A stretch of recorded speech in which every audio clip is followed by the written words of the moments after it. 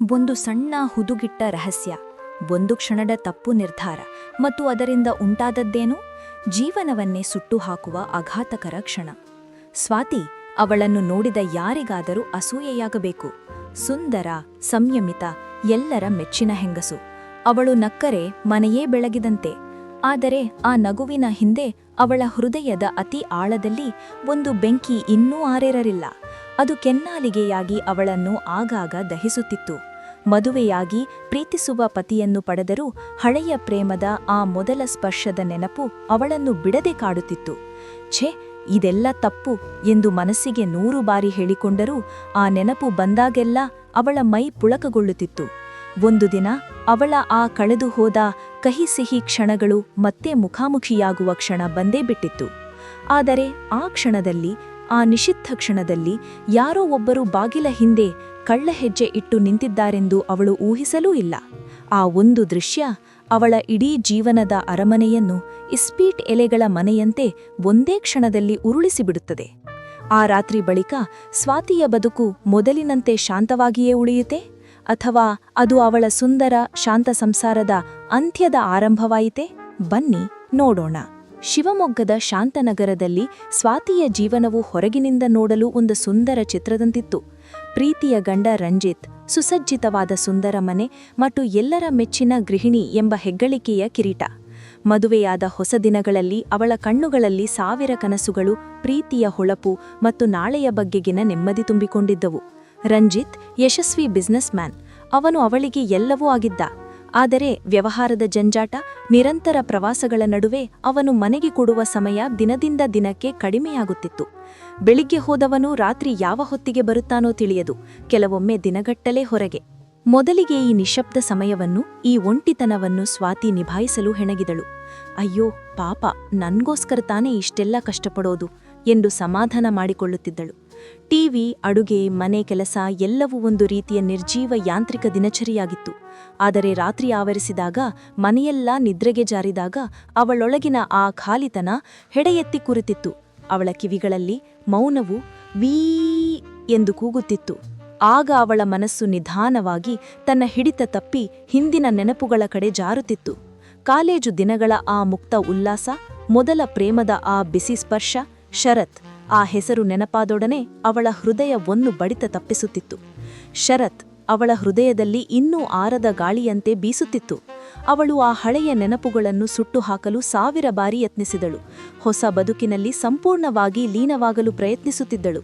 ಆದರೆ ಕೆಲವೊಂದು ರಹಸ್ಯಗಳು ಹೃದಯದ ಒಳಗೆ ಬೀಗು ಹಾಕಿಕೊಂಡಿದ್ದರೂ ಅವುಗಳ ಸದ್ದು ಎಲ್ಲಿ ನಿಂತರೂ ಕೇಳಿಸದೇ ಇರಲಿಲ್ಲ. ಇದೇ ಸಮಯದಲ್ಲಿ ಅವಳ ಗಂಡನ ತಂಗಿ ಸ್ಫೂರ್ತಿ ಅವರ ಮನೆಗೆ ಬಂದು ಸೇರಿಕೊಂಡಳು. ಹೊಸ ಊರು, ಹೊಸ ಕಾಲೇಜ್, ಹೊಸ ಜೀವನ. ಅಬ್ಬಾ, ಇಷ್ಟು ದಿನಗಳ ನಂತರ ಮನೆಯಲ್ಲಿ ಮಾತಾಡಲು ಒಬ್ಬರಾದರೂ ಆದರಲ್ಲ. ಸ್ವಾತಿಗೆ ಒಳ್ಳೆಯ ಸಂಗಾತಿ ಸಿಕ್ಕಂತಾಯಿತು. ಮನೆಯ ಮೌನಕ್ಕೆ ಒಂದು ಜೀವ ಬಂದಂತಾಯಿತು. ಅವಳ ನಗು, ಮಾತು ಸ್ವಾತಿಯ ದಿನಗಳನ್ನು ಸ್ವಲ್ಪ ಬೆಳಗಿದವು. ಆದರೆ ಅದರ ಜೊತೆಯೇ ಅವಳ ಮನಸ್ಸಿನ ಮೂಲೆಯಲ್ಲಿ ಒಂದು ಅಪಾಯಕಾರಿ ಆಲೋಚನೆ ಚಿಗುರೊಡೆಯಿತು. ಒಂದು ವಿಷದ ಬೀಜ. ಹೇಗಾದರೂ ಒಂದೇ ಒಂದು ಸಾರಿಯಾದರೂ ಶರತ್ನನ್ನು ನೋಡಬೇಕು. ಆ ಆಲೋಚನೆ ಬಂದದ್ದೇ ತಡ, ಅವಳ ಉಸಿಲು ಒಮ್ಮೆ ನಿಂತಂತಾಯಿತು. ಛೇಛೆ, ಏನ್ ಯೋಚನೆ ಇದು? ತಪ್ಪು. ಆದರೆ ಆ ತಪ್ಪು ಮಾಡುವ ಬಯಕೆಯೇ ಅವಳನ್ನು ಆಳವಾಗಿ ಸೆಳೆಯತೊಡಗಿತು. ಆ ದಿನದ ನಂತರ ಸ್ವಾತಿಯ ಬದುಕು ಮತ್ತೆ ಹಿಂದಿನಂತೆ ಇರಲಿಲ್ಲ. ಸ್ಫೂರ್ತಿ ಬಂದ ನಂತರ ಸ್ವಾತಿಯ ಜೀವನದಲ್ಲಿ ಹೊಸ ಚೈತನ್ಯ ಬಂದದ್ದು ನಿಜ. ಮನೆಯಲ್ಲಿ ಈಗ ಮೌನದ ಬದಲಾಗಿ ನಗು, ಮಾತು, ಓದುಗಳ ಹೊಳೆಹರಿಯುತ್ತಿತ್ತು. ಇಬ್ಬರೂ ಸೇರಿ ಅಡುಗೆ ಮಾಡುವುದು, ಸೀರಿಯಲ್ ನೋಡಿ ನಗುವುದು. ಆಹ್, ಬದುಕು ಎಷ್ಟು ಚೆನ್ನಾಗಿದೆ ಎಂದು ಸ್ವಾತಿ ಅಂದುಕೊಂಡಳು. ಆದರೆ ಆ ನಗುವಿನ ಹಿಂದೆ ರಾತ್ರಿ ವೇಳೆ ಪತಿಯ ಕಾಲ್ಬಾರದೇ ಇದ್ದಾಗ ಆ ಖಾಲಿತನವು ಮತ್ತೆ ಹಳೆಯ ಪ್ರೇಮದ ನಾದವನ್ನು ಕೇಳಿಸುತ್ತಿತ್ತು. ಒಂದು ದಿನ ರಂಜಿತ್ 3 ದಿನಗಳ ಟ್ರಿಪ್ಪಿಗೆ ಹೊರಟು ಹೋದ. ಸ್ಫೂರ್ತಿ ಕಾಲೇಜ್ನಲ್ಲಿದ್ದಳು. ಮನೆ ಸಂಪೂರ್ಣ ಶಾಂತವಾಗಿತ್ತು. ಸ್ವಾತಿಯ ಬೆರಳುಗಳು ಅವಳಿಗೇ ತಿಳಿಯದಂತೆ ಫೋನ್ ಎತ್ತಿಕೊಂಡವು. ಹಳೆಯ, ಅಳಿಸಿ ಹಾಕದ ಆ ನಂಬರ್ ಡಯಲ್ ಮಾಡಿದವು. ಬೇಡ ಬೇಡ, ಕಟ್ ಮಾಡು ಮನಸ್ಸು ಹೇಳುತ್ತಿದ್ದರೂ ಬೆರಳುಗಳು ಕೇಳಲಿಲ್ಲ. ರಿಂಗಾಯಿತು. ಅವಳ ಹೃದಯ ಢಂ ಢಂ ಎಂದು ಬಡಿದುಕೊಳ್ಳುತ್ತಿತ್ತು. ಹಲೋ. ಅದೇ ಧ್ವನಿ. ದೇವರೇ, ವರ್ಷಗಳೇ ಕಳೆದರೂ ಅದೇ ಗಾಂಭೀರ್ಯ. ಅವಳ ಗಂಟಲು ಕಟ್ಟಿದಂತಾಯಿತು. ಶರತ್? ಅವಳ ಧ್ವನಿ ಗುರುತಿಸಿದ ಅವನಿಗೆ ಆಶ್ಚರ್ಯ. ಸ್ವಾತಿ? ಹೇಗಿದ್ದೀಯಾ? ಎಷ್ಟು ವರ್ಷಗಳಾದವು? ಹ ಹ ಹ. ಆ ನಗು. ಅದಕ್ಕಾಗಿ ಅವಳು ಎಷ್ಟು ಹಂಬಲಿಸಿದ್ದಳು. ಮಾತು ಮಾತಿನಲ್ಲಿ ಹಳೆಯ ನೆನಪುಗಳು ಜೀವಂತವಾದವು.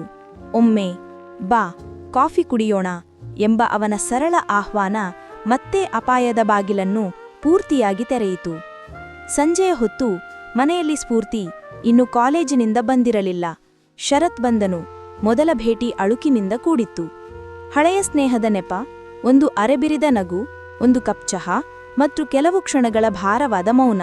ಆದರೆ ಆ ಮೌನವೇ 1000 ಮಾತುಗಳಿಗಿಂತ ಹೆಚ್ಚು ಹೇಳುತ್ತಿತ್ತು. ಅವಳ ಕಣ್ಣುಗಳು ಹಳೆಯ ಚಿಗುರನ್ನು ಮತ್ತೆ ಹೊತ್ತುಕೊಂಡವು.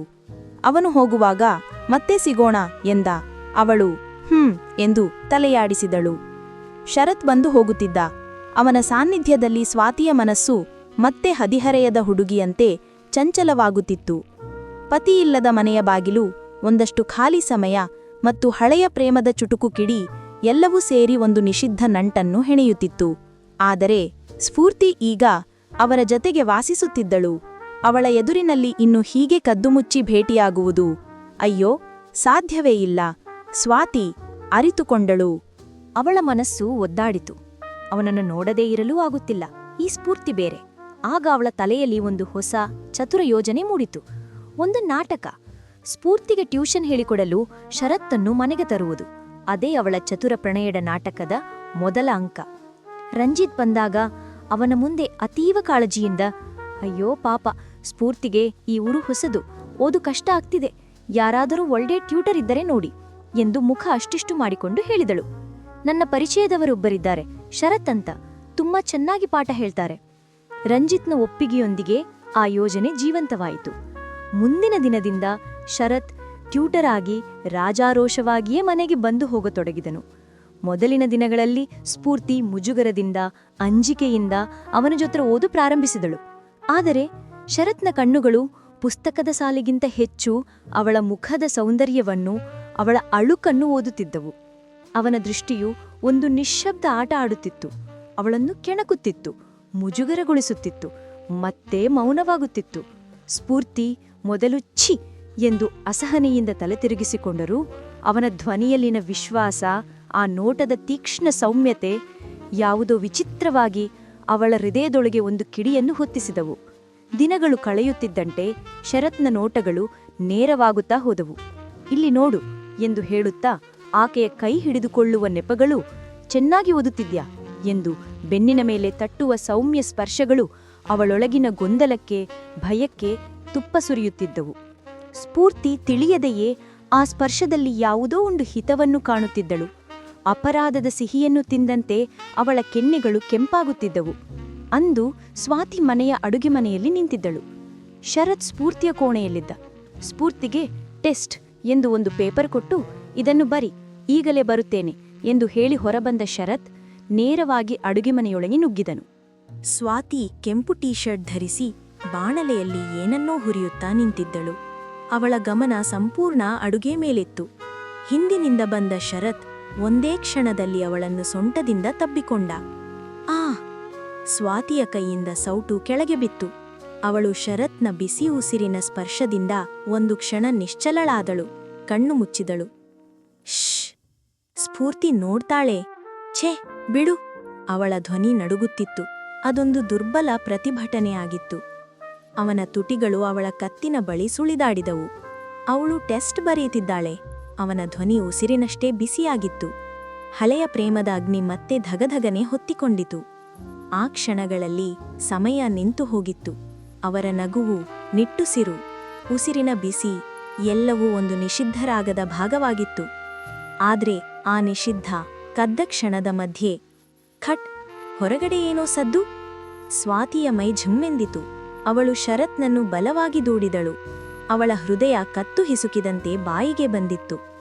ಅಡುಗೆ ಮನೆಯ ಬಾಗಿಲ ಹತ್ತಿರ ಶಬ್ದದ ದಿಕ್ಕಿನಲ್ಲಿ ನೋಡಿದಾಗ ಸ್ಫೂರ್ತಿಯ ಕೋಣೆಯ ಬಾಗಿಲು, ಅದು ನಿಧಾನವಾಗಿ ಶಬ್ದವಿಲ್ಲದೆ ಮುಚ್ಚಿಕೊಳ್ಳುತ್ತಿದ್ದಂತೆ ಕಂಡಿತು. ಆ ದೃಶ್ಯ ಮಾತ್ರ ಸಾಕು. ಅವಳ ರಕ್ತವೇ ಹೆಪ್ಪುಗಟ್ಟಿತು. ಅಯ್ಯೋ! ಅವಳ ಬಾಯಿಂದ ಸಣ್ಣ ಕೂಗು ಹೊರಬರಲು ಯತ್ನಿಸಿತು. ಶರತ್ನಿಗೂ ಡೌಟ್ ಬಂತು. ಆದ್ರೆ ಅವನು ನಿರ್ಲಕ್ಷ್ಯವಾಗಿ ನಕ್ಕ. ಏ, ಗಾಳಿ ಇರ್ಬೇಕು, ಹಾ ಹಾ ಹಾ ಎಂದು ಅವಳ ಕೆನ್ನೆಗೆ ಮೆಲ್ಲಗೆ ತಟ್ಟಿ, ನಾನ್ ಬರ್ತೀನಿ ಎಂದು ಹೇಳಿ ಹೊರಟ. ಆದರೆ ಸ್ವಾತಿಯ ಮನಸ್ಸು ಮೌನವಾಗಲಿಲ್ಲ.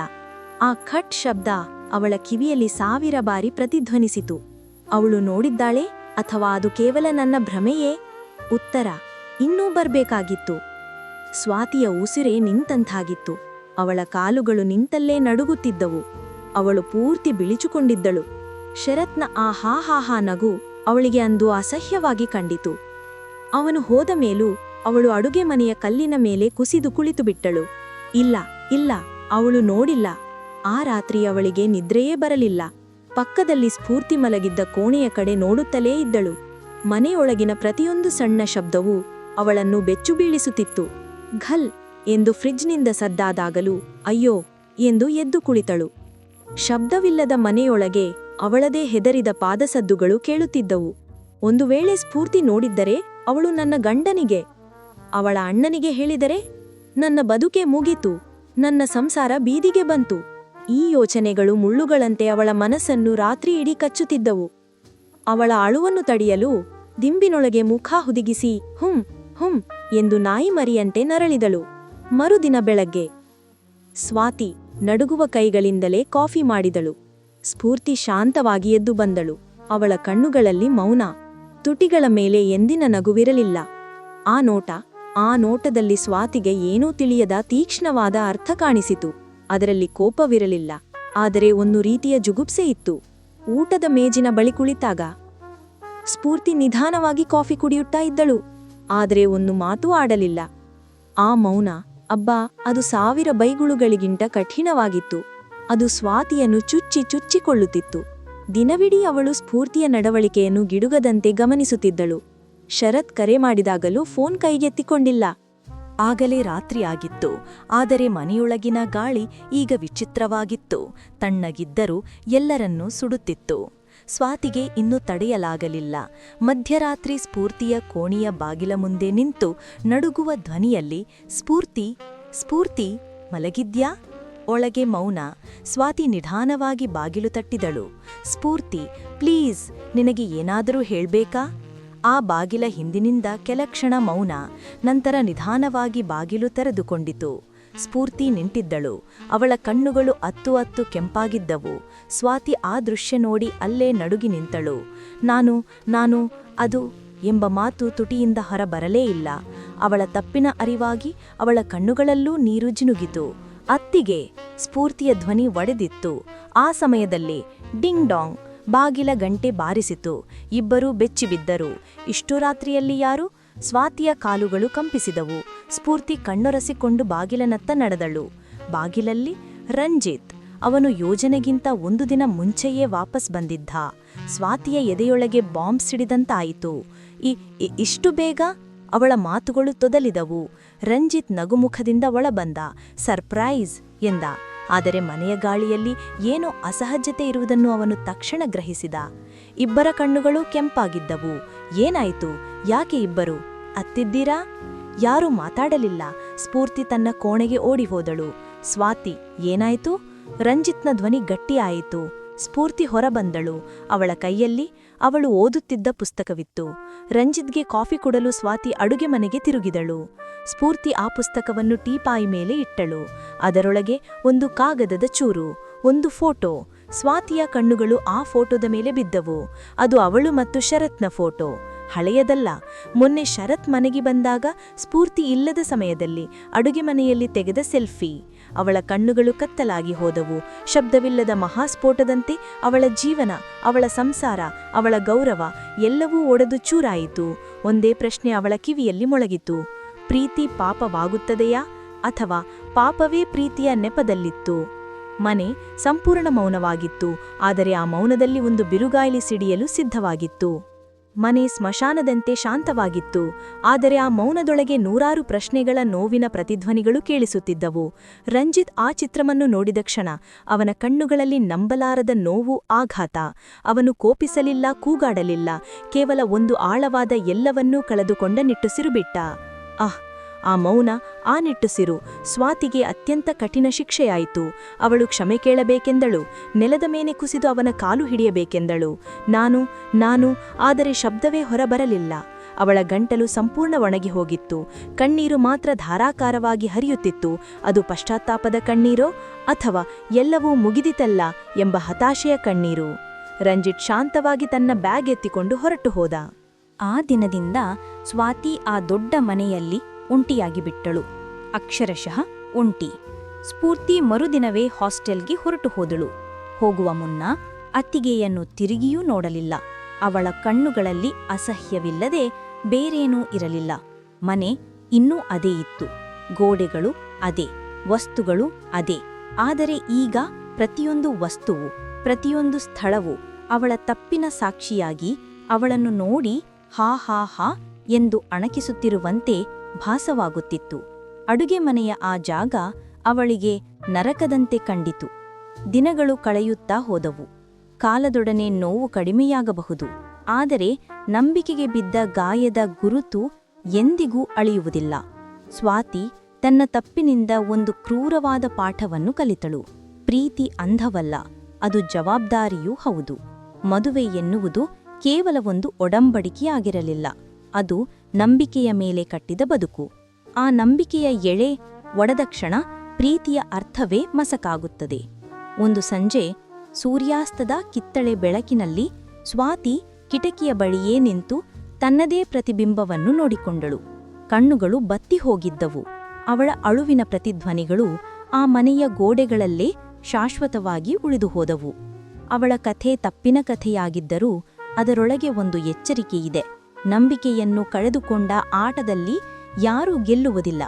ಪ್ರೇಮದ ನೆಪದಲ್ಲಿ ಮಾಡಿದ ಒಂದು ಸಣ್ಣ ತಪ್ಪು ನೂರಾರು ಹೃದಯಗಳ ಶಾಂತಿಯನ್ನು ಕಿತ್ತುಕೊಳ್ಳಬಹುದು. ಯಾರು ನಮ್ಮ ಹತ್ತಿರದಲ್ಲಿದ್ದಾರೆ ಎಂದು ನೋಡುವ ಮೊದಲು ನಮ್ಮ ಹೃದಯದ ಒಳಗೆ ಯಾರು ನಮಗಾಗಿ ಪ್ರಾಮಾಣಿಕವಾಗಿ ನಿಂತಿದ್ದಾರೆ ಎಂದು ಯೋಚಿಸಬೇಕು.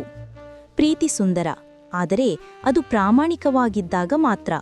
ನಂಬಿಕೆಯನ್ನು ಉಳಿಸಿ, ಪ್ರೀತಿಯನ್ನು ಕಾಪಾಡಿ. ಅದೇ ಜೀವನದ ನಿಜವಾದ ಗೆಲುವು.